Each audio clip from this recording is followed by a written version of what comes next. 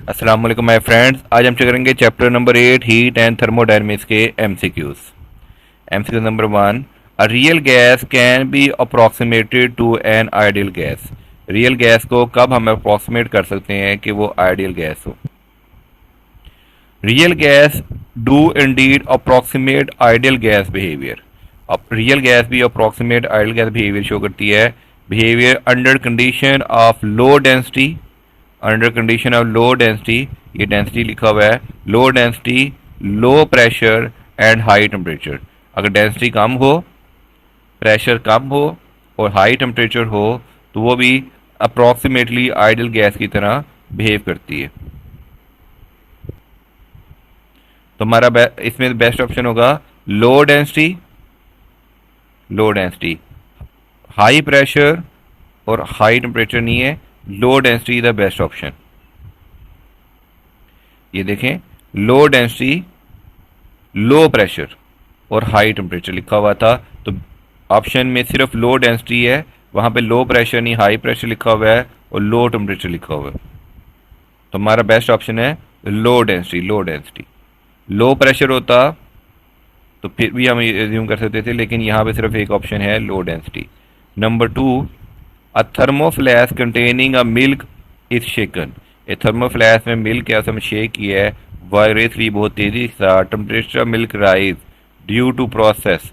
वो कौन सा प्रोसेस है जिसमें टेम्परेचर इंक्रीज है। बहुत जो क्विक प्रोसेस होते हैं वो प्रोसेस एडियाबैटिक प्रोसेस होते हैं, और एडियाबैटिक प्रोसेस होते हैं जो क्विक प्रोसेस होते हैं। The thermos bottle is a sample of isolated system. Isolated system. When the bottle is aggressively shaken, the kinetic energy of molecule in the milk will rise. जब उसे बहुत तेजी से शेक किया हमने तो मालिक्यूल की किनेटिक एनर्जी इंक्रीज हुई। Since the temperature is directly proportional to kinetic energy, क्योंकि टेम्परेचर जो है वो डायरेक्टली प्रोपोर्शनल है काइनेटिक एनर्जी के of the molecule, the temperature of the milk will be increase. तो मिल्क का टेम्परेचर जो होगा वो इंक्रीज हो जाएगा विदाउट हीट ट्रांसफ़र, बगैर किसी हीट ट्रांसफ़र के। कोई हीट ट्रांसफ़र नहीं हो रही तो वो प्रोसेस होगा हमारा adiabatic.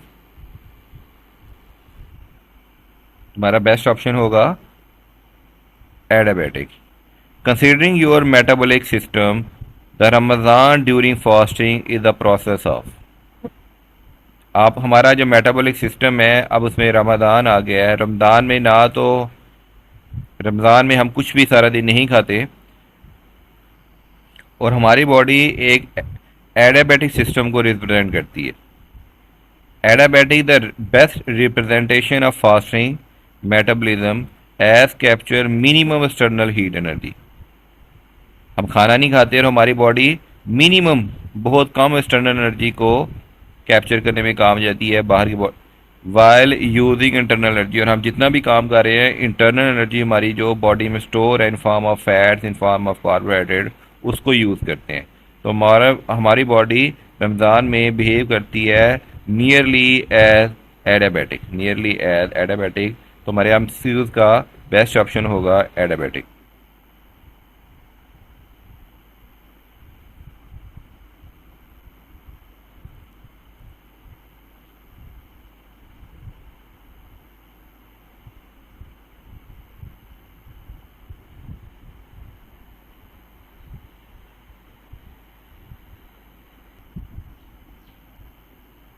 When a gas is kept in a rigid container, no work is done on or by the gas. Since the volume remain constant, क्योंकि वॉल्यूम कांस्टेंट है और कोई वर्क डन नहीं हुआ। जब वॉल्यूम कांस्टेंट होता है तो कोई वर्क डन नहीं होता। So any energy given by the gas, जो हमने एनर्जी दी है वो सोली कंप्लीटली तौर पे change into internal energy. The change internal energy as gas is equal to heat added. जितनी भी हमने एनर्जी दी है वो हीट एडिड इंटरनल एनर्जी में तब्दील हो गई है, हीट एडिड। क्योंकि हमारे पास कोई वर्क डन नहीं हुआ तो ये वर्क डन हमारा ज़ीरो हो जाएगा। तो डब्ल्यू क्यू जो होगा वो डायरेक्ट इज इक्वल टू होगा चेंज इन इंटरनल एनर्जी के। तो 4 एमसीक्यू का आंसर आ गया। जो हमने हीट दी है वो किसके इक्वल होगी, चेंज इंटरनल एनर्जी के। तो Q is equal to change in internal energy. 5, the volume of ideal gas increase from 5 metre cube to 20 metre cube in order constant pressure. Pressure हमारा कांस्टेंट है, volume हमारा increase हो रहा है 5 to 20।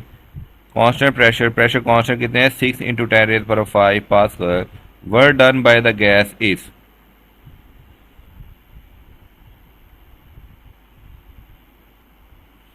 Work done का एक और formula होता है, work done is equal to P delta V. अब चैप्टर में पढ़ चुके हैं P delta V. Constant pressure है 6 इंटू 10⁵ और वॉल्यूम चेंज हो रहा है डेल्टा वी 20 से -5। 20 -5 इज इक्वल टू 15। 15 को आप इससे मल्टीप्लाई करें तो हमारा आंसर आ जाएगा 9 इंटू 10⁶ जूल्स। और हमारा बेस्ट ऑप्शन है 9 into 10⁶ joules. Which process involve in increase in entropy? कौन सा प्रोसेस इन्वॉल्व होता है इंक्रीज इन एंट्रोपी पे? Sublimation. Sublimation increase entropy because transition of substance from more order में हो रहा है solid phase to more disorder gas phase. जो सबसे ज़्यादा ऑर्डर फेज होती है सॉलिड, उसके बाद लिक्विड और फिर गैस। तो सबलिमेशन में वो सॉलिड से डायरेक्टली गैस में कन्वर्ट हो रहा है, तो इसमें सबसे ज़्यादा इंक्रीज एंट्रोपी होगी। इंक्रीज एंट्रोपी सबसे ज़्यादा किस में होगी? सबलिमेशन में। हमारा बेस्ट ऑप्शन होगा sublimation. A Carnot engine working between 300 kelvin to 600 kelvin, delta T आ गया हमारे पास 300 केल्विन, हैज़ वर्क आउटपुट है 800 जूल पर सेकेंड। हीट सप्लाइड, हीट हम कितनी सप्लाई करेंगे? हीट सप्लाई करने के लिए हमें पहले एफिशिएंसी निकालनी पड़ेगी। एफिशिएंसी इक्वल होगी 1 माइनस टी लो ओवर टी हाई। T2 और T1 भी लिखती है। टी लो हमारे पास है absolute temperature 300 kelvin, T high है 600 केल्विन। इसको हम माइनस करेंगे तो यह आ जाएगा 1 minus 0.5 is equal to 0.5। 0.5 fraction में हमारे पास एफिशिएंसी है, परसेंट में निकालेंगे तो 50%, लेकिन यहाँ पे हम फ्रैक्शन में वैल्यू पुट करते हैं। अब हमारे पास एफिशिएंसी इक्वल होती है आउटपुट हमारा है वर्क, और इनपुट जो है वो है हमने हाई एनर्जी सप्लाई की है, कितनी हमने हाई एनर्जी सप्लाई की है। ये दोनों वैल्यूज अपनी जगह चेंज कर लेंगी। एफिशिएंसी नीचे आ जाएगी, यहाँ पे एफिशिएंसी नीचे आ गई और QH ऊपर चला गया, और इसमें हमने वैल्यू पुट कर दी। वर्क डन हमारा है 800 जूल पर सेकेंड और एफिशिएंसी फ्रैक्शन में है 0.5। 800 को 0.5 से डिवाइड करेंगे तो आंसर आ जाएगा, हीट जो हम सप्लाई कर रहे हैं वो है 1600 joules per cycle.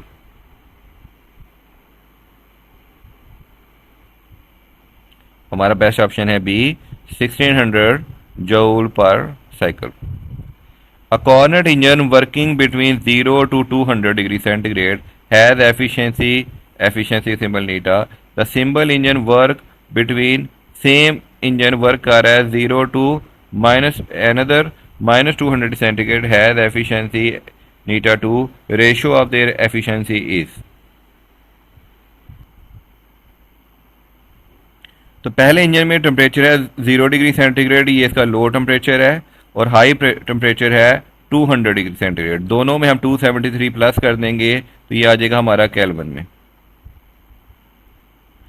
Efficiency number 1, low temperature 0 में प्लस किया 273, लो टेम्परेचर आ गया 273, हाई आ गया 473, तो एफिशिएंसी 1 आ गई, 1 minus low temperature over high temperature 0.42। Number 2 में ये थे -200 डिग्री सेंटीग्रेड। -200 डिग्री सेंटीग्रेड कम होता है तो ये हमारा लो टेम्परेचर है, और 0 डिग्री सेंटीग्रेड ज़्यादा टेम्परेचर होता है एज कम्पेयर टू -200, तो ये हमारा हाई टेम्परेचर है।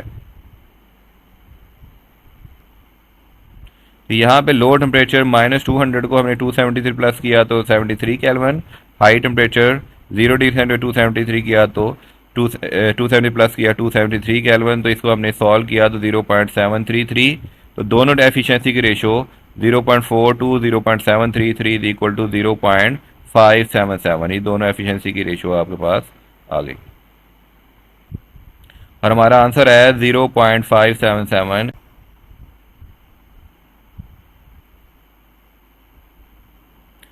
ए ऑप्शन हमारा ऑप्शन है 0. दोनों एफिशिएंसी की ratio. 9, the maximum work is obtain by the process is called. Maximum work कौन से प्रोसेस में हम ऑब्टेन कर सकते हैं?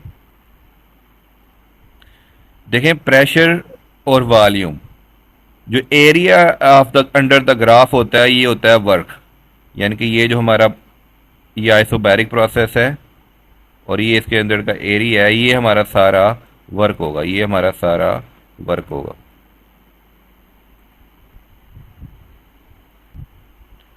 तो मैक्सिमम वर्क किस फॉर्म में आ रहा है? आइसोबैरिक प्रोसेस में देखें एरिया हमारा सबसे ज़्यादा आ रहा है, आइसोबैरिक प्रोसेस में सबसे ज़्यादा आ रहा है, आइसोथर्मल में उससे कम, और एडियाबैटिक प्रोसेस में हमारा एरिया सबसे कम आ रहा है। ये हम एडियाबैटिक प्रोसेस में सबसे कम एरिया आ रहा है, ये वाला एरिया हमारे पास एडियाबैटिक प्रोसेस में आ रहा है। तो सबसे ज़्यादा एरिया किस में आ रहा है? आइसोबैरिक प्रोसेस में। तो मैक्सिमम वर्क डन कब होगा? मैक्सिमम वर्क डन होगा in isobaric process, option C.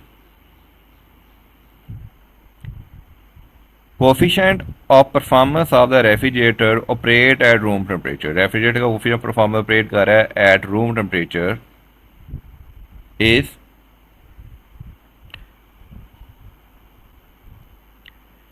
Room temperature is 5।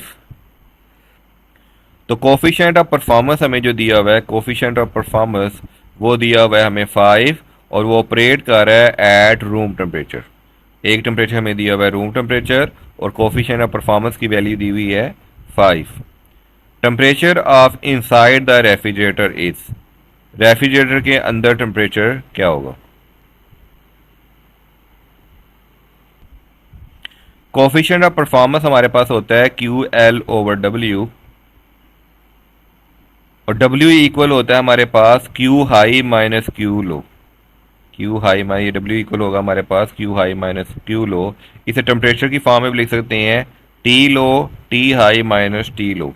और कोफिशिएंट परफॉर्मेंस हमें दिया हुआ है 5, कोफिशिएंट ऑफ परफॉर्मेंस हमें दिया हुआ है 5, और हाई टेम्परेचर, क्योंकि रेफ्रिजरेटर के बाहर टेम्परेचर हाई होगा, हाई टेम्परेचर हमने लिया है 300 kelvin which is equal to room temperature.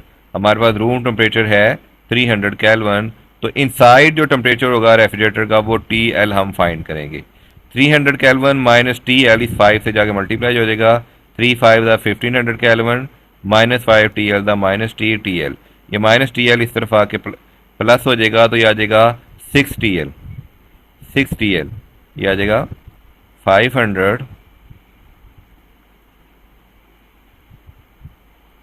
Is equal to 6T यहाँ पे L। अभी 6 यहाँ पे मल्टीप्लाई हो रहा है TL के साथ, तो यहाँ पे जाके हमारा डिवाइड हो जाएगा। तो 1500 को हमने 6 से डिवाइड किया तो हमारा आंसर आया 250 केल्विन। रेफ्रिजरेटर का अंदर का टेम्परेचर होगा 250 केल्विन। तो हमारा बेस्ट ऑप्शन हुआ 250 kelvin. If the temperature of heat source is double than the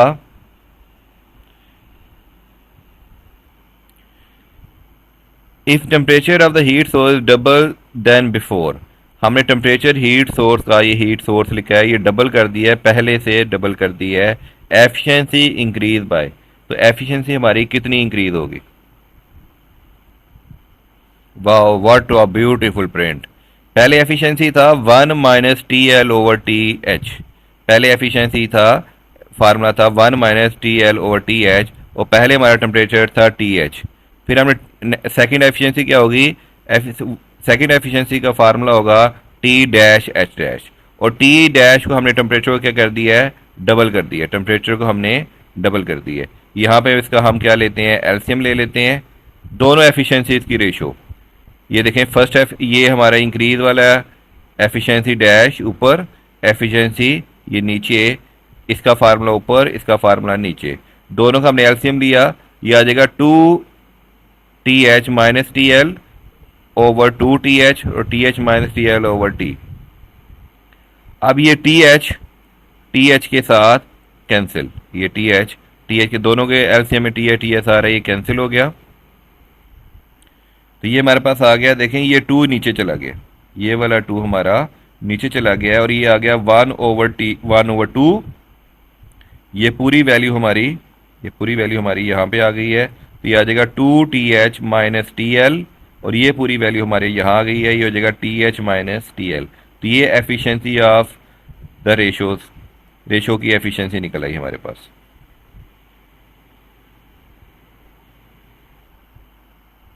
अब ये जो टी टू हमारे पास डिवाइड हो रहा था, ये टू हमारे पास जो डिवाइड हो रहा था, ये इस एफिशिएंसी के चले जाएगा, तो हमारे पास जो न्यू एफिशिएंसी आएगी वो आएगी, इसको अब यहाँ पे चेक रहने, ये आएगी two times of old efficiency, 2 times of old efficiency. इस फार्मूले को गौर से देखें, ये आया 1/2 2TH minus TL into 2TH minus TL। तो एफिशिएंसी हमारे पास यहाँ पे, ये एफिशिएंसी जो है ये 2H माइनस TL है, और यहाँ पे 2H माइनस TL है। तो ये एफिशिएंसी जो हमारी इंक्रीज हुई है वो 2 टाइम्स इंक्रीज हो गई है। तो तो हीट सोर्स के टेम्परेचर को डबल करने से, हीट सोर्स के टेम्परेचर को डबल करने से हमारी एफिशिएंसी भी इंक्रीज हो जाएगी 2 टाइम, हमारी एफिशिएंसी भी इंक्रीज हो जाएगी 2 time. Next MCQ, thermodynamic is the branch of physics in which we study. Thermodynamics हम क्या चीज स्टडी करते हैं? ये चार ऑप्शन है। No dissipated energy and heat are transfer to the environment. No dissipated energy and heat are transfer to the environment. Thermodynamics की primary concept system है where energy is occur, energy transformer occur होती है और energy transfer होती है to the environment while math within the system remain constant. जबकि math जो होता है वो कांस्टेंट रहता है, मैथ हमारा कांस्टेंट रहता है, लेकिन एनर्जी ट्रांसफर होती है। तो इसलिए हमारा बेस्ट ऑप्शन होगा कि नो डेसिपेशन ऑफ एनर्जी, कोई एनर्जी ज़ाया नहीं होती, कोई एनर्जी ज़ाया नहीं होती, and heat transfer to the environment, और मैथ कांस्टेंट रहता है, मैथ इसमें नहीं लिखा हुआ, हीट ज़ाया नहीं होती और मैथ एनर्जी ट्रांसफर होती है to the environment. Best option C. 13 पे चलते हैं। If two object are in thermal equilibrium, अगर दो ऑब्जेक्ट थर्मल इक्विलिब्रियम में है with each other, they can not, अगर दो थर्मल इक्विलिब्रियम में है तो उनका टेम्परेचर भी सेम होगा। Object with thermal equilibrium with each other have reach the state where there is net flow of heat between them is zero. No net flow, उसमें कोई नेट फ्लो ऑफ हीट नहीं हो रहा है, net flow of heat नहीं हो रहा, तो इनका टेम्परेचर कांस्टेंट रहेगा। Applying are they are the same temperature, वो सेम टेम्परेचर पे होंगे। थर्मल इक्विलिब्रियम में है, no net flow of heat, कोई हीट फ्लो नहीं करेगी, सेम टेम्परेचर पे रहेंगे। Therefore if two objects are in thermal equilibrium they can not be at different temperature, वो डिफरेंट टेम्परेचर पे नहीं हो सकते, ठीक है, सेम टेम्परेचर पे होंगे और हमें कोई हीट फ्लो नहीं करेगी। वो दोनों अगर थर्मल इक्विलिब्रियम में है, दोनों थर्मल इक्विलिब्रियम में है, तो क्या चीज़ नहीं हो सकती, वो क्या चीज़ नहीं हो सकती, उनका टेम्परेचर डिफरेंस नहीं हो सकता, वो टेम्परेचर सेम रहेगा, टेम्परेचर उनका सेम रहेगा। दोनों अगर सेम इक्विलिब्रियम में है, थर्मल इक्विलिब्रियम में है, तो उनका टेम्परेचर सेम होगा। दे can not be at different temperatures. 14, what is the change in internal energy in figure. इसमें इंटरनल एनर्जी की तब्दीली क्या हो रही है? एन आइसोलेटेड आइसोथर्मल प्रोसेस है, टेम्परेचर कांस्टेंट होगा। The change in internal energy is zero, temperature constant है तो इंटरनल एनर्जी का चेंज भी जीरो होगा, तो हमारे पास ये क्यू डेल्टा यू ये जीरो हो जाएगा। Because temperature is constant therefore work done by the system is equal to heat added to the system. जितना हम वर्क डन करेंगे वो सारा हीट में कन्वर्ट हो जाएगा, और इंटरनल एनर्जी की तब्दीली ज़ीरो हो जाएगी क्योंकि टेम्परेचर हमारा कांस्टेंट है और आइसोथर्मल प्रोसेस है। फिगर में हमारा टेम्परेचर कांस्टेंट है, तो internal energy in the figure, temperature constant है, internal energy in the figure वो होगी zero.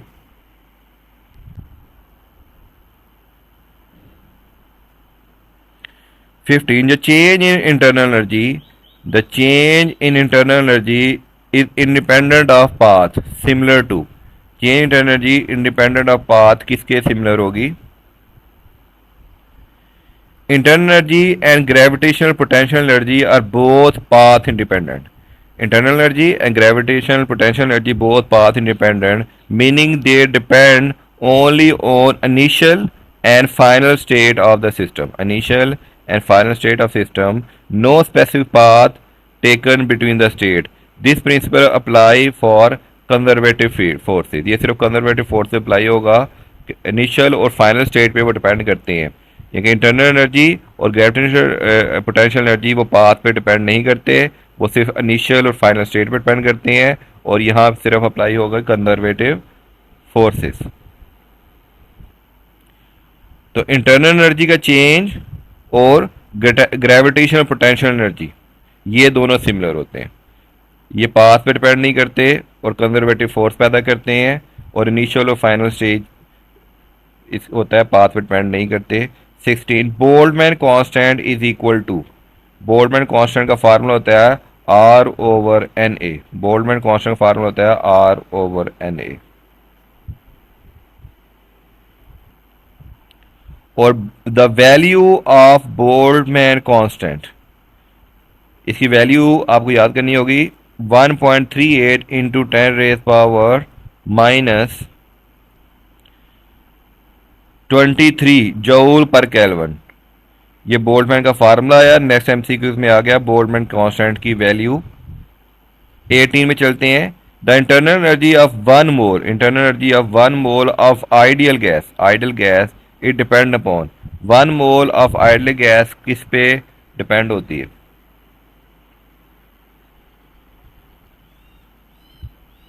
Internal energy of ideal gas is a function of temperature, not volume और pressure.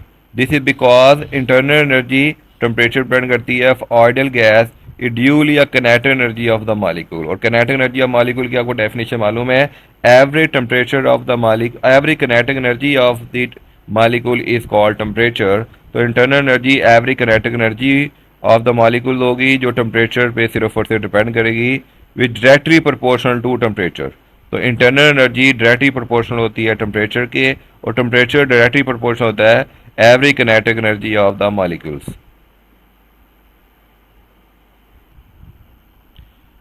The internal energy of the 1 mole of ideal gas depend upon, या book में miss printing हुई है, लिखा हुआ है ओनली टेम्परेचर, या मिस है, तो बी ऑप्शन करेक्ट होगा. ना ये वॉल्यूम पे डिपेंड करती है ना प्रेशर पे, तो ये है ना टेम्परेचर और प्रेशर दोनों पे. डी ऑप्शन भी नहीं है, तो ऑप्शन बी करेक्ट होगा. बी के आगे लिखा होगा टेम्परेचर. अब बोर्ड में आपको एमसीक्यू आएगा तो यहाँ पे लिखा होगा only temperature.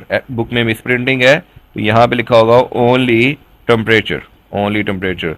B option is the correct option, और बी ऑप्शन होगा ओनली टेम्परेचर. बुक में यहाँ मिस प्रिंटिंग आ रही है मेरे पास, आपकी बुक में देखिएगा क्या है, वहाँ जो भी ऑप्शन है वो होगा ओनली टेम्परेचर, वो टेम्परेचर पे सिर्फ डिपेंड करती है.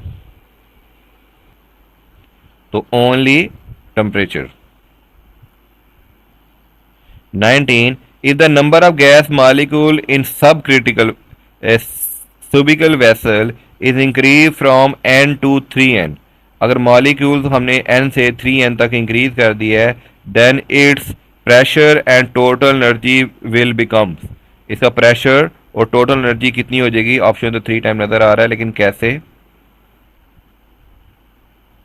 When number of gas molecule is cubical vessel increase, number of gas molecule हमने increase कर दिए हैं n to 3n, the pressure and total energy will also increase.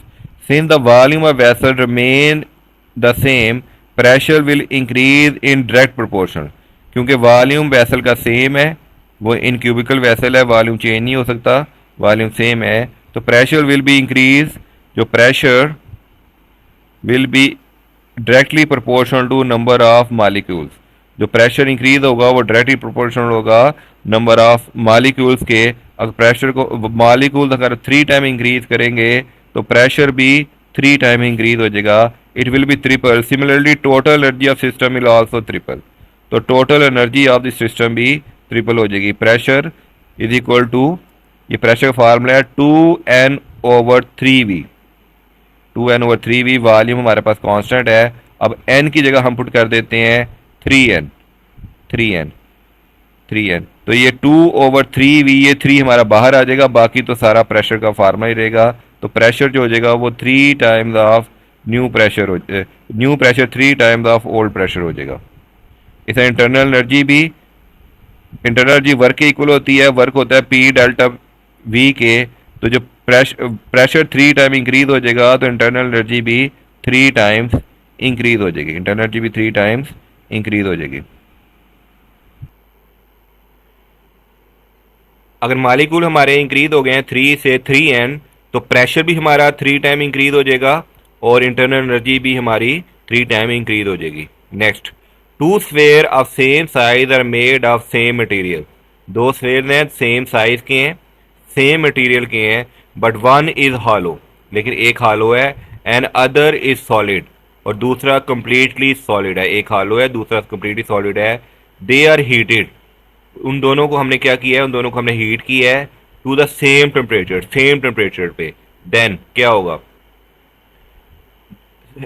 Same temperature पे हमने हीट किया है तो क्या होगा, since both sphere are made of same material and heated at same temperature, दोनों सेम मटेरियल के बने हुए हैं, सेम टेम्परेचर पे हमने हीट किया है। They undergo same amount of thermal expansion, तो same amount of thermal expansion करेंगे, same amount of thermal expansion करेंगे। The effect is one is hollow and other is solid, not effect. अगर एक hollow है और एक सॉलिड है, ये चीज इफेक्ट नहीं करेगी to their thermal expansion. Same material, same temperature, तो same amount of thermal expansion, उनका हॉलो होना और सॉलिड होना ये इफेक्ट नहीं करेगा in their thermal expansion. As expansion is property of material itself, property of material itself ये intrinsic property है, ये डिमेंशन पे डिपेंड नहीं करती। It is not depend on shape और स्ट्रक्चर, ये शेप या स्ट्रक्चर पे डिपेंड नहीं करती। तो same material, same temperature, same expansion intrinsic property है, और ये शेप और स्ट्रक्चर पर डिपेंड नहीं करती, इसलिए उनका हॉलो और सॉलिड होना अफेक्ट नहीं करेगा। So both sphere will be expand equally. Both sphere will be expand equally. Expansion using heating. Expansion using heating. Expansion during heating occur at different rates for different materials. How? Different material have different coefficients of linear expansion. Different material है तो different coefficient of linear expansion होगा, which determine how they expand. Different material है, different coefficient expansion है, तो differently expand करेंगे when heated, therefore expansion during heated varies. Different material है तो expansion भी उनकी वेरी करेगी from different material. Some material expand more, जिसका कोफिशिएंट एक्सपेंशन ज्यादा है वो ज्यादा एक्सपैंड करेगा, other than of same increase in temperature, और जिसका कोफिशिएंट एक्सपेंशन कम है वो कम एक्सपैंड करेगा अगर हम टेम्परेचर सेम इंक्रीज करें। So depending upon coefficient of linear expansion, वो कितना एक्सपैंड करेंगे ये डिपेंड करता है उनका कोफिशिएंट ऑफ लीनियर एक्सपेंशन कितना है। जिसका कोफिशिएंट ऑफ लीनियर एक्सपेंशन ज्यादा होगा वो ज्यादा एक्सपैंड करेगा, जिसका कोफिशिएंट ऑफ लीनियर एक्सपेंशन कम होगा वो कम एक्सपैंड करेगा। तो answer is expansion during heated occur at different rate for different material. मुख्तलिफ रेट पे होगा डिफरेंट मटेरियल को, मुख्तलिफ मटेरियल्स हैं, मुख्तलिफ कोफिशिएंट ऑफ एक्सपेंशन है, तो उनका एक्सपेंशन भी डिफरेंट होगी। तो 21 is the best, B option best option. ये चैप्टर के एमसीक्यूज कंप्लीट हो गए। शुक्रिया माय फ्रेंड्स, हम दोबारा मिलेंगे। अपनी प्रॉब्लम हमें इनबॉक्स में डालें, कमेंट्स में डालें, हम उस पर वीडियो बना के आपको अपलोड करेंगे, और काइंडली चैनल को सब्सक्राइब करें ताकि हम फ्यूचर में मज़ीद वीडियो डाल दें। अस्सलाम वालेकुम।